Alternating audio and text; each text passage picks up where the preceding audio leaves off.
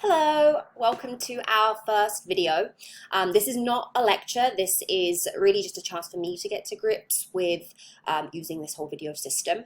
I have not created video lectures before, so if you could just be patient with me over the next couple of weeks while I try to figure all of this out and find the best way to do this for you, the best way to support you through this course so that you're still learning as much as you can and still gaining something from this.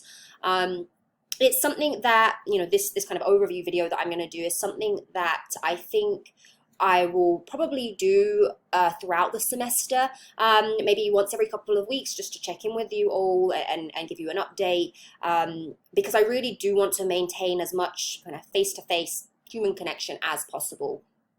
And the reality is that, although this is meant to go on until the end of spring break, expect this to be the rest of the semester. We had a meeting online yesterday with my lab at Caltech talking about this, and we need to be prepared that this is going to be the next few months of our lives. And if that's how our lives are going to be, then part of what I want this video to be is, here's what to expect for the rest of the semester, but also a conversation about your overall well-being and how I can support you with that throughout the rest of the semester. Obviously you need to be looking after your physical health, making sure you're getting enough sleep, which will hopefully be easier now if you're all at home, making sure you're eating healthy if you can, making sure you're exercising, because all of these things are important for both your physical and your mental health. But, it's going to be much harder to get that level of activity being stuck at home. So finding ways that you can exercise at home. But more importantly is looking, at least in my mind, is looking after your mental health. Because as much as you need to look after your physical health to support your immune system right now, I'm hoping most of you are self-isolating and keeping yourself safe.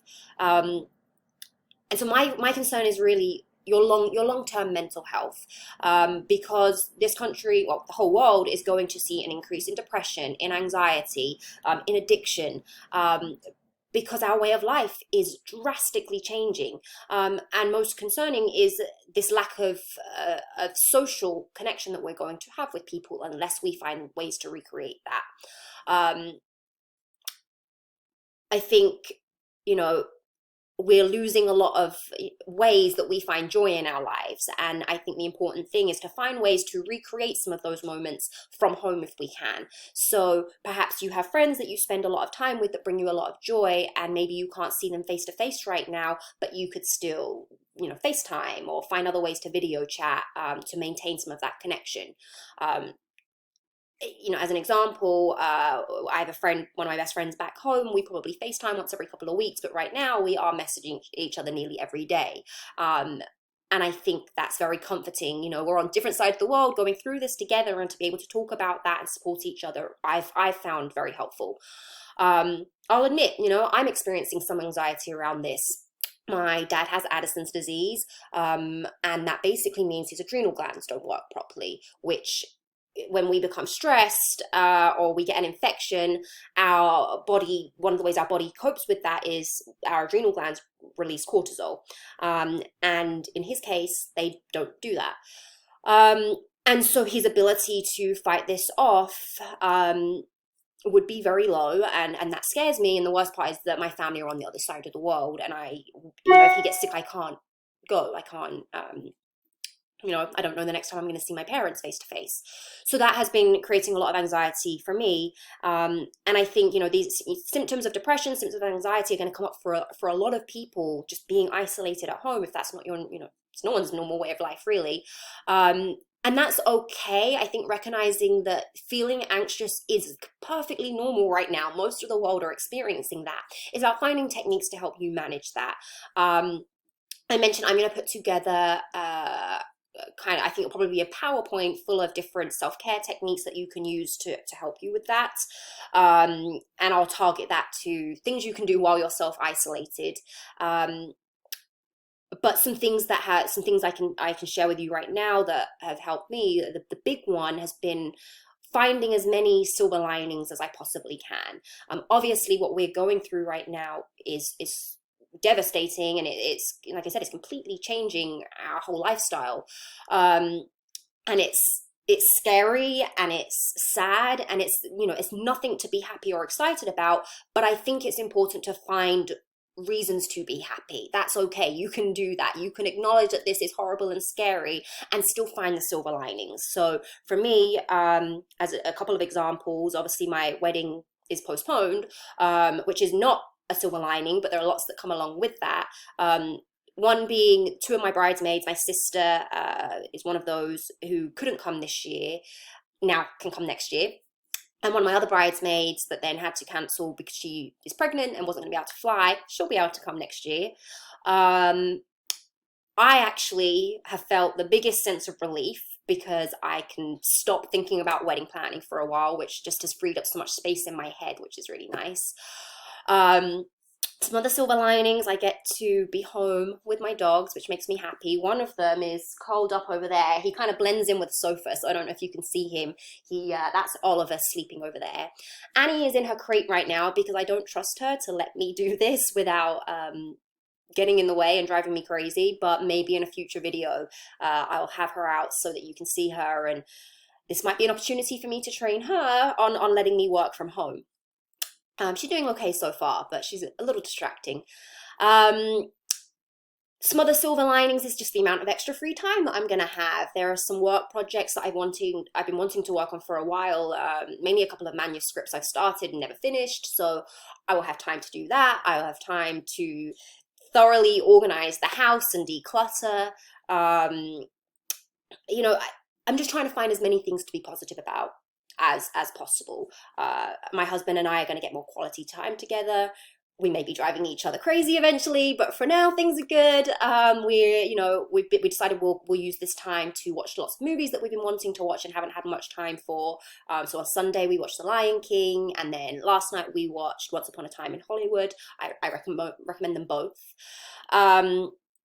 So, put together a list of things that you can be happy about in this situation. And when you find yourself feeling anxious, remind yourself of those things. Remind yourself of the good things that are going to come from this.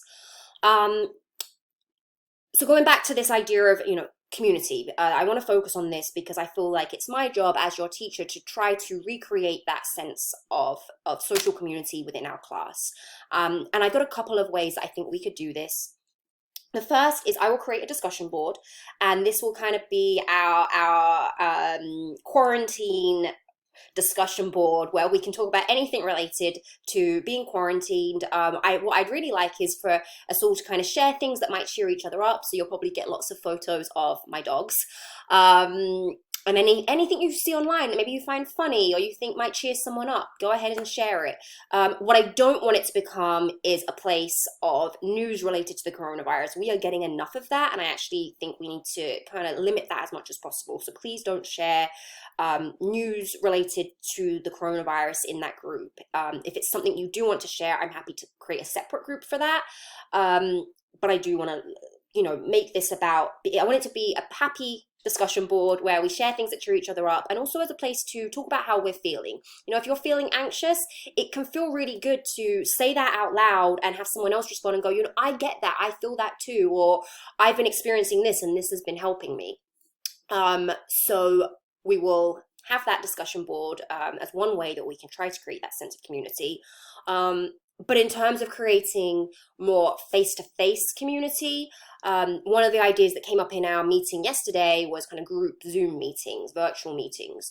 The problem is that we have 40 students, and that's somewhat challenging to do. So one of the ideas I had, and I want to get your feedback on this, is creating maybe groups of 10, and once a week or once every 2 weeks, we meet via Zoom. And that can be an opportunity to ask questions related to the class that maybe have come up as you are going through my lectures. Obviously, if you have questions as you're going through the lectures, email me through Canvas. But then also, again, that opportunity to have that feeling of connection and talk about how things are going. So what I will probably do, I've got to figure out how to create some kind of a poll on Canvas, and then I'll get your feedback on, do you think this is a good idea? Do you want to be part of a group? if we do this, are there people within the class that you would like to be in a group with? And like I said, I can set up, meetings for 10 people, and we'll catch up face to face. So those are my 2 ideas for trying to create some sense of community. Moving on to kind of, the plan for this class. I covered a lot of this in the announcement, but just in case you didn't see that, or just to kind of go over that again, our class is very straightforward to move online. I'm not going to change too much in terms of what my plan for the class was. If this had originally been an online class, it would have been a lot different. My PSYC005 online class, they have a lot of written work. And for you, it's really, it's going to go ahead as it would if we were in person. The only difference is that my lectures are going to be posted as videos. And I will break those up so that they're not too long for you, and they give you the chance to, finish one and then go to the next one when you're ready. I plan on creating the first one of those today. I apologize. I wanted to do that this weekend, but it's been just crazy few days. So there will be the video lectures, and you will need to watch those because they are replacing our class time. And that will have information that you need for the exams. What else? The in-class activities, you do not have one this week. I want to, not overwhelm you this week, because I know some of you may have never taken an online class before, or, are going to be getting to grips with how this is going to work. So, no on in-class activity this week. There will be one next week, so look out for that. To be honest, there isn't a huge, I'm trying to think what else that I really need to cover. I will be posting instructions this week for your research assignment, but that really doesn't change. Your quizzes will go ahead as normal. Your exams will be just put online, so they'll be just like the quizzes, but obviously longer, worth more points. There will be a time limit. You only get one attempt, so you will need to make sure you're studying for those, and make sure you're prepared before you sit down to take the exams when they're up, because you're not going to have time to look up every answer. Technically, it's open book because you're at home. I can't stop that, but you're not going to physically have time to look up every answer. I'm pretty sure that's all I have to really cover in this video. If I think of anything else, I will update you when I create the next video later today. If you have any questions, any concerns, anything you want me to clarify, then as normal, just send me a message through Canvas. If you want to set up time to talk with me, obviously office hours will be different now. They're going to be online. So I'm basically just going to do that by appointment only. I'm not going to say like it's only between these times. Everyone's lives are changing right now, and I want to accommodate you as much as possible. So you let me know if you want to set up time to talk face to face. We'll have a video chat. And we can schedule that. I'm basically going to be home every day now, so I have time to do that. So just send me a message, and I can set that up for you. Okay, everyone. Hopefully, please stay at home if you can, and stay healthy, and protect those that are at risk around you. So talk to you later.